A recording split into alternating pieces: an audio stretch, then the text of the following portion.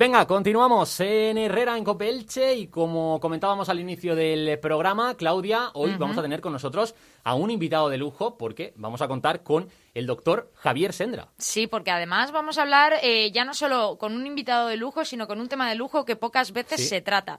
Porque, bueno, todos sabemos que tanto nuestro cerebro como nuestra columna vertebral son muy importantes, pero hay un amplio desconocimiento en cuanto a las cirugías que se pueden realizar, incluso a las patologías que hay. Y también te da mucho miedo, porque claro, siendo tan importante es como que siempre te viene, ay, me opero, me voy a quedar en silla de ruedas para siempre, me tal, no sé qué.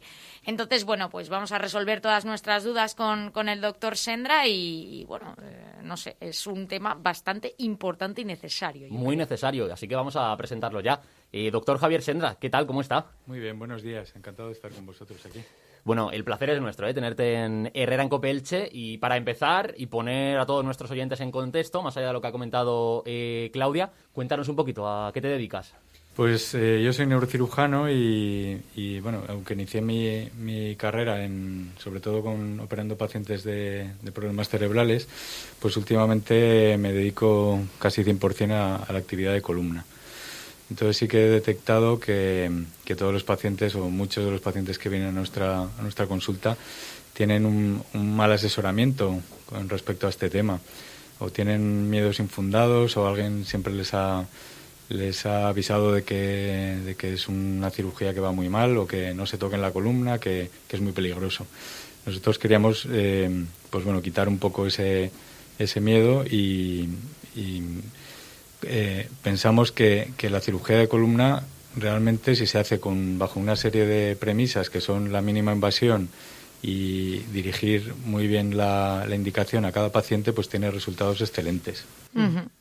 Dentro de esa cirugía mínimamente invasiva que usted mencionaba, yo he de decir que bueno, sí que es cierto que desde la perspectiva del ciudadano, por ejemplo, pues existe ese miedo y eso es real, porque, no sé, yo, por ejemplo, considero el tema de la columna, la espina dorsal es muy importante, como que ahí está todo y siempre te dicen un mal golpe, un mal tal, una mala acción, pues ahí se acaba todo. Entonces, dentro de esos tratamientos que usted menciona en su clínica y usted como especialista, ¿qué es lo que realiza? ¿Qué es lo que hace? Pues básicamente la mayoría de pacientes que se operan por problemas de columna se hacen por problemas de compresión de nervios.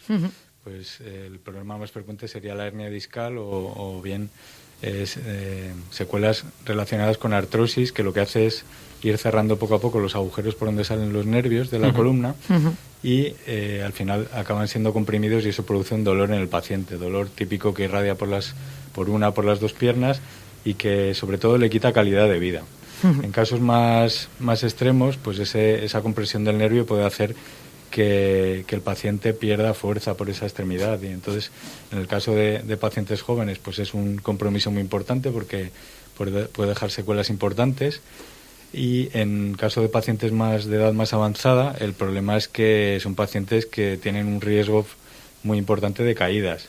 Al fallarles la pierna, pues son pacientes que van inseguros y pueden tener un traspiés y producirse pues más fracturas y más problemas. Es muy interesante lo que comentas en relación a los pacientes, porque a veces pensamos, yo al menos, que este tipo de lesiones están más enfocadas a pacientes pues, de una edad pues, más avanzada. Pero esto, me lo decías fuera de micro, ocurre también a gente muy joven. Y además también entiendo que por malos hábitos, ¿no?, que hacemos de forma continua. Pues bueno, yo lo que veo es que hay gente muy, muy joven, en principio muy delgadita como vosotros y que bueno pues tienen problemas de degeneración discal y de hernias. Ya no es que es gente que se cuide bien o mal, sino que simplemente pues es un problema de un disco que empieza a degenerar y se escapa de su ubicación y produce compresión de los nervios sobre todo. Eso puede ocurrir pues en nivel lumbar o en nivel cervical, que es otro de las cirugías pues que realizamos. Lo que pasa es que en nivel cervical lo que hay en el canal raquídeo es la propia médula que comprime, o sea que lleva la información a los brazos y a las piernas, con lo cual en esos casos de compresión medular el problema es mucho más severo y más importante de tratar.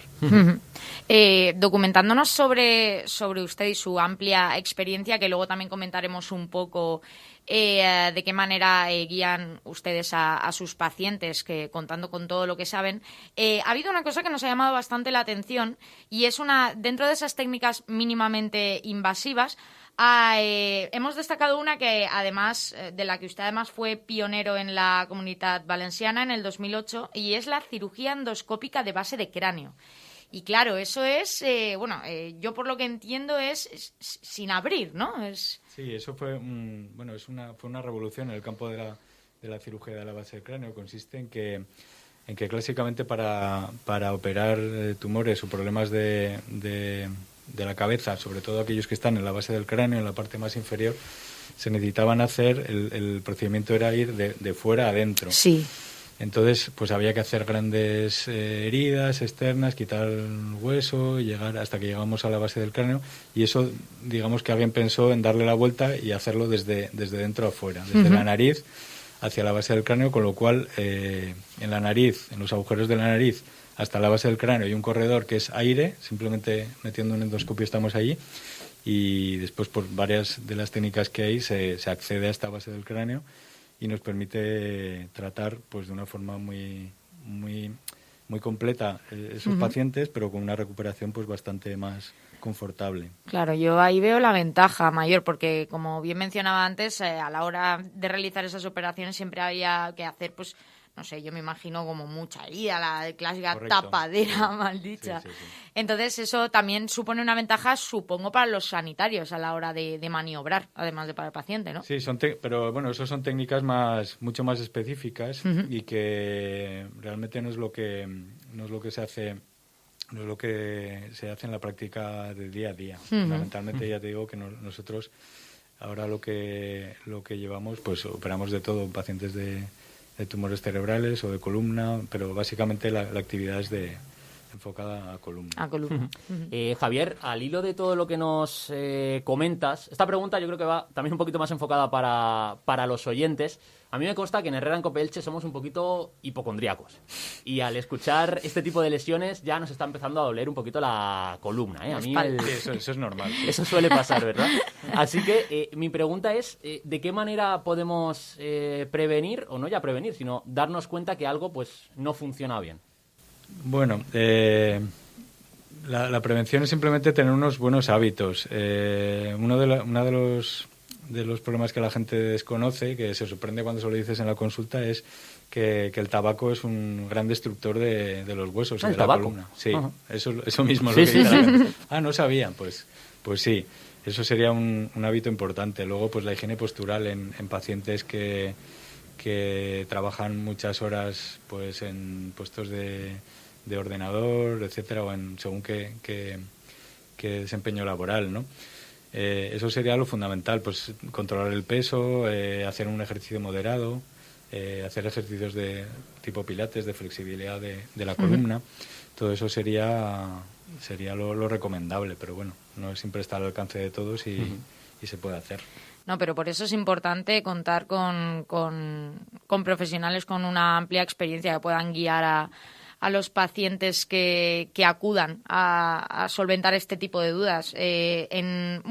Hablando un poco de la labor que realiza en su clínica, ¿cómo, no sé, coméntenos un poco cómo es el día a día, cómo utilizan ustedes esa experiencia, esos conocimientos para guiar a sus pacientes? Pues nosotros, como comentábamos antes, lo que intentamos es que el paciente esté bien asesorado. Somos un centro, una consulta de asesoramiento, que es lo que más nos agradecen los pacientes, que un paciente que viene con un montón de dudas sobre su problema, pues sepa lo que se puede hacer y lo que no se puede hacer. Esto siempre digo que es como cuando vas al banco y te ofrecen ahí una letra pequeña de un montón de cosas que tú no entiendes. Necesitas que alguien te entienda todo eso. Saber pues si mi problema es de operar, si no es de operar, si cómo va a ser la operación en caso que esté indicada, y la recuperación, etcétera, si voy a poder continuar mi vida normal, etcétera. Entonces, todas esas dudas se las resolvemos al paciente y esa es parte de nuestra gran satisfacción, que que el paciente, por lo general, siempre nos comenta, es que esto nunca nos lo habían explicado. Claro. Claro. Doctor, antes de terminar, también me gustaría hablar sobre otra patología bastante frecuente, pero desconocida para el público general, que es la neuralgia del trigémino. Cuéntenos un poquito. Pues bueno, este es otro de los problemas desconocidos y que yo les comento a los pacientes que estos pacientes han sido secuestrados, ¿no? Y por sus médicos y no les ofrecen un tratamiento quirúrgico, que es el que debe emplearse en muchos de los casos. Son pacientes, no sé si habréis conocido a alguien, pues que tienen un dolor intensísimo por una parte de la cara y que eso corresponde en su génesis, en su origen, a que hay el nervio trigémino que recoge la sensibilidad de la cara, pues está comprimido por unos vasos en la base del cráneo, precisamente. Entonces, estos pacientes, pues típicamente se les ofrece un tratamiento médico que no funciona en la mayoría de casos y pues se les deja se les deja con ese tratamiento y no se les ofrece otra posibilidad. Estos pacientes, yo he llegado a intervenir pacientes que llevaban 20 años con ese dolor, 8 años, 10 años. El más reciente que hicimos pues hace un par de semanas, estuvo pues también 4 años o algo así, recuerdo. Con ese dolor aguantando tantos años. Sí, es un dolor. Yo la anécdota más importante es una paciente que tenía un dolor bilateral y siempre comento que con esa paciente no pude hablar después de operarla. ¡Ostras! Me comunicaba con ella a través del móvil, pantallazos del móvil y luego lo gracioso fue que cuando la paciente se operó venía a la consulta y no paraba de hablar nunca. No paraba. Eso me daba mucha satisfacción, ¿no? Este es un problema pues que tiene su importancia también y que es muy desconocido porque este último paciente, por ejemplo, nadie le había dicho, lo habían pues un poco desahuciado, ¿no? Pues bueno, es lo que hay y tendrás que aguantar con el dolor. Son pacientes que le ponen mucha medicación, varios grupos de fármacos que tienen efectos secundarios y eso pues conlleva que siguen con dolor, están polimedicados, con toxicidad y es un problema sin resolver. Un auténtico caos. Doctor Sendra, un auténtico placer haberte tenido con nosotros en Herrera en Copelche, pero eso sí, antes de terminar, me gustaría también que nos indicaras dónde está tu clínica. Pues nosotros tenemos la consulta aquí en Elche, en Travesía del Esbar, que es número 3, al lado del CEU, y bueno, y trabajo también en Alicante. Perfecto. Doctor Sendra, un placer haberte tenido hoy con nosotros en Herrera en Copelche. Muchísimas gracias. Un saludo. Un saludo. Vale.